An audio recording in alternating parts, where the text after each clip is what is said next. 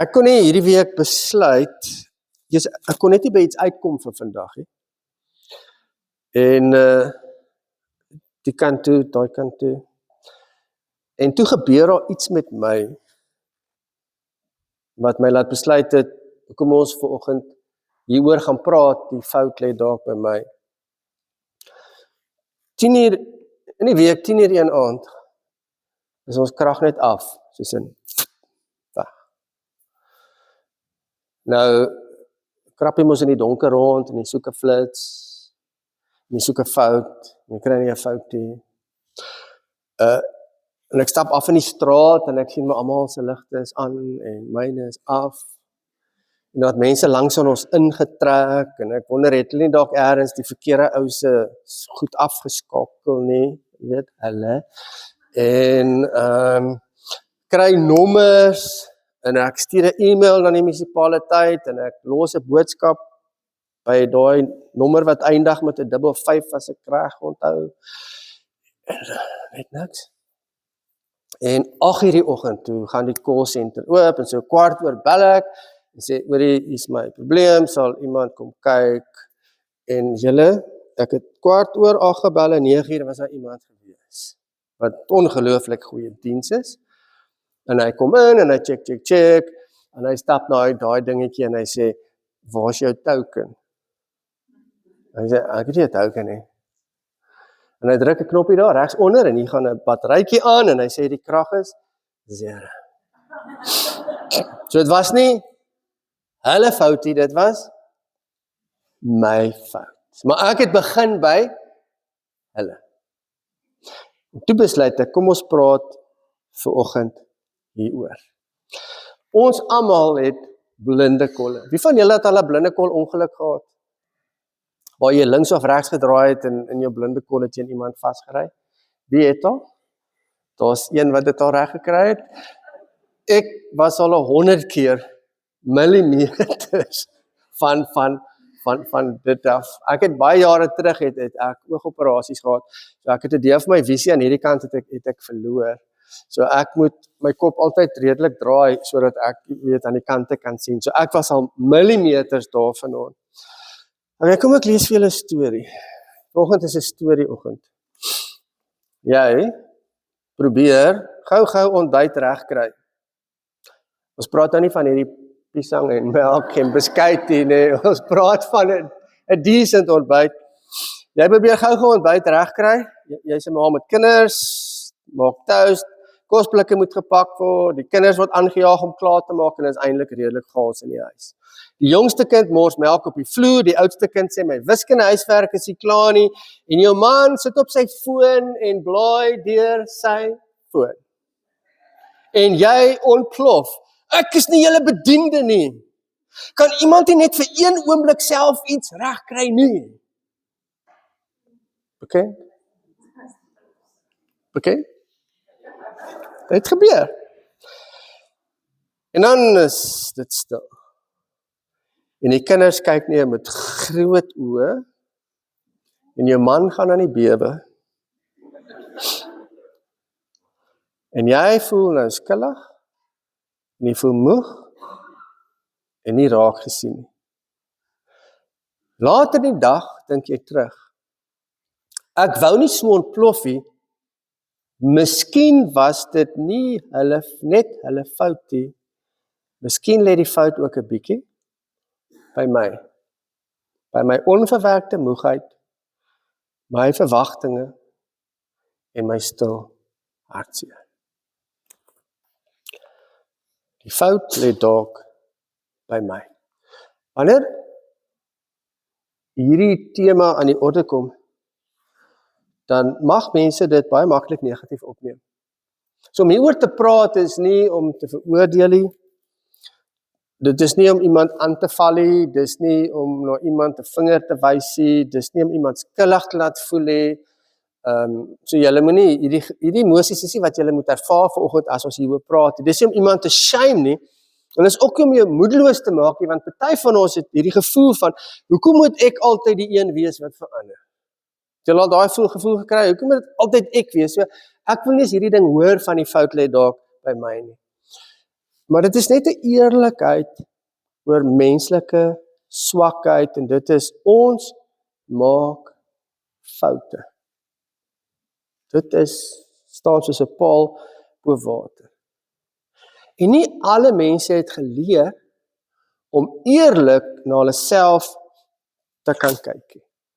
Nie alle mense het die vaardigheid om selfondersoek te kan doen nie. Nie almal het die vermoë om geestelik insig in hulle self te kan hê nie. So die doel van eerlike selfondersoek is in die eerste plek dat ek iets kan raak sien wat ek dalk ergens gemis het. Iets van myself. Die tweede is dat ek dan 'n manier kan kry waarop ek dinge kan regmaak. As ek dan byvoorbeeld, sê maar soos hierdie vrou, eerlik selfondersoek doen en sê, ek kon dit anders hanteer het, maar dis omdat ek so moeg is. Dan kan dinge anders gedoen word. Dinge kan reggemaak word. En dis altyd 'n uitnodiging om te groei en dit bring genesing, want hierdie ding, die fout lê dalk by my, is dit wat gebeur tussen my en ander mense. En om dan hierdie vraag van myself te vra, kan genesing bring in my verhoudings. En dit kan ook 'n kragtige aanraking deur God wees. Want ons doen dit as kinders van die Here. Om te vra, lê die fout nie dalk by my nie, kan 'n transformerende ontmoeting met die Here wees. En om hierdie vraag te vra, is om myself in 'n posisie te plaas waar God aan my kan werk. Om myself in 'n posisie te plaas waar God aan my hart kan werk. Eerlike selfondersoek ten opsigte van, is daar spanning in my huwelik, my frustrasie met my kinders, spanning by die werk, spanning issues met medelidmate, want dit gebeur mos maar tussen ons ook, en eerlike selfondersoek ten opsigte van my verhouding met God. Want dit kan gebeur dat ek die Here blameer vir 'n klomp goed in my lewe. Of dat ek met verwyte teenoor die Here loop. En dat die fout eintlik by my lê. Om hierdie ding te doen, vra van 'n mens geweldig baie moed. Dit is nie maklik om te vra, lê die fout nie dalk by my nie. Want dit konfronteer my met die moontlikheid dat die fout nie by ander lê nie, maar dat die fout by my lê. So toe die man van die munisipaliteit toe instap en 'n knoppie druk, was dit om te sê, sorry, ek het jou tyd gemors. Want die fout is my fout.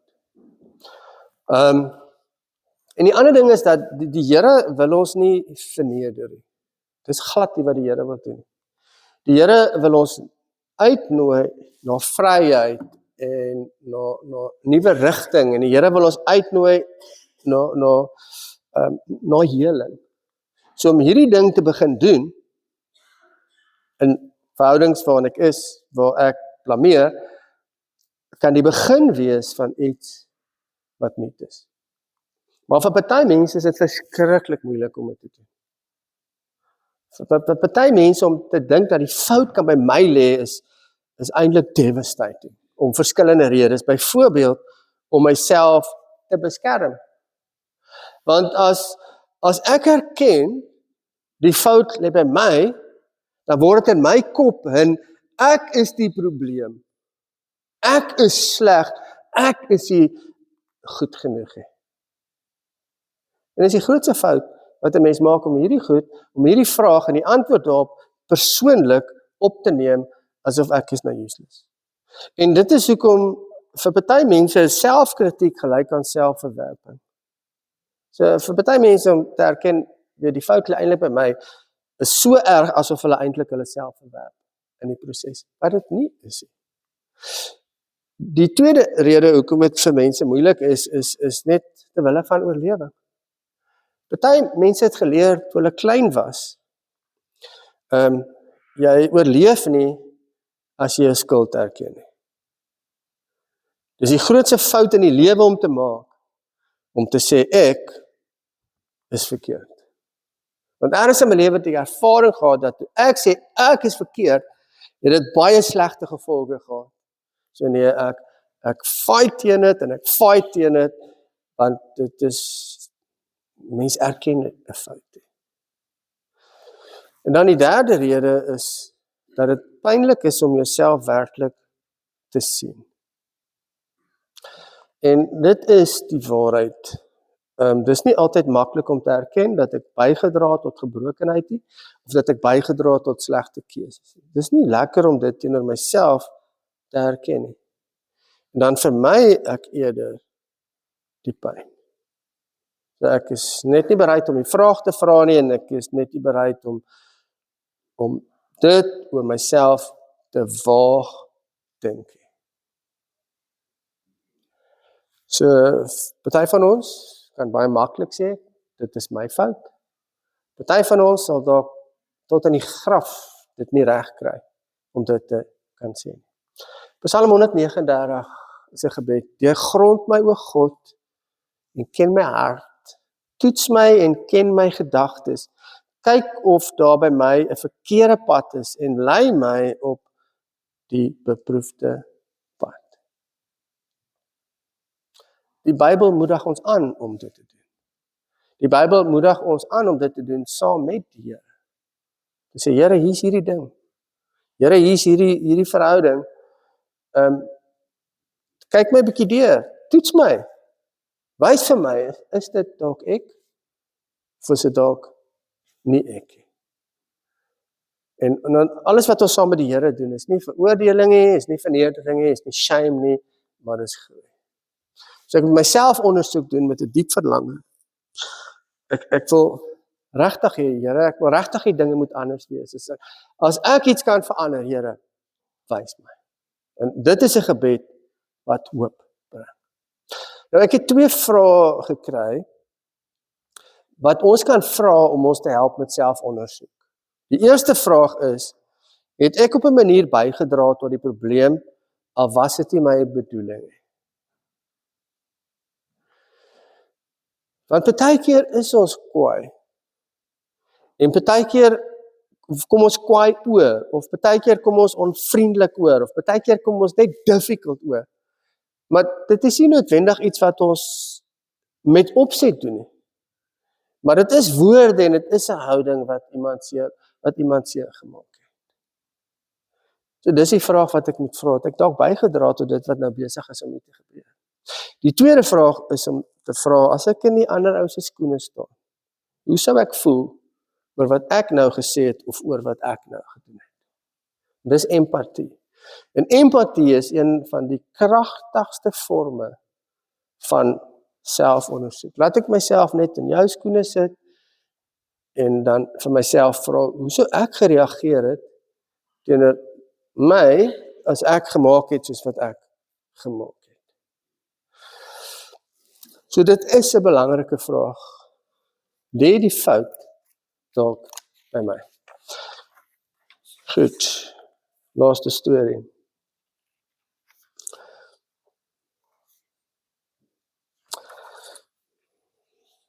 Pieter het sy sleutels op die tafel neergesit en dadelik gestruikel oor Nike tekkies. Alweer. Lisa, het hy geroep. Sy stem al op daardie bekende vlak tussen frustrasie en ergernis. Ons het nou al hoeveel keer gepraat oor skoene in die sitkamer. Lisa het stadig verskyn, foon in die hand, oë al rollend. Dis net skoene, pa. Chill tog net. Dis nie net skoene nie, het Pieter geantwoord, nou regop met sy arms gevou. Dis respek. Dis hoe ons dinge in hierdie huis doen. Lisa het niks gesê nie. Sy het net haar foon in haar sak gesit, die tekkies opgetel en sonder om terug te kyk, kamer toe gestap. En die deure toegeklap. Hard. Pieter het homself na die kombuis, maar Pieter is na die kombuis, hy het 'n koppie koffie gemaak, op die stoep gaan sit en in die tuin ingestaar.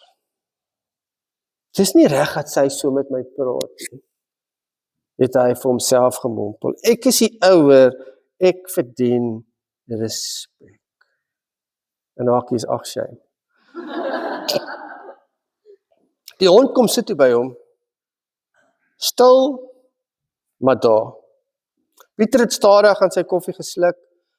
Sy gedagtes het teruggedwaal na sy eie pa, wat nooit jammer gesê het nie, wat altyd die laaste woord moes hê, wat respek geëis het, maar selde liefde gewys het. Hy het 'n stem gehoor wat sê, wat as respek nie altyd oor beheer gaan nie? Wat as jy eers moet luister om gehoor te word? Hy het diep asem gehaal en stadig opgestaan. Voor Lisa se kamerdeur het hy gewag, geklop. Lisa, kan ek gou inkom? Sy het die deur oopgemaak, haar oë was rooi. Nie so lekker gelykie.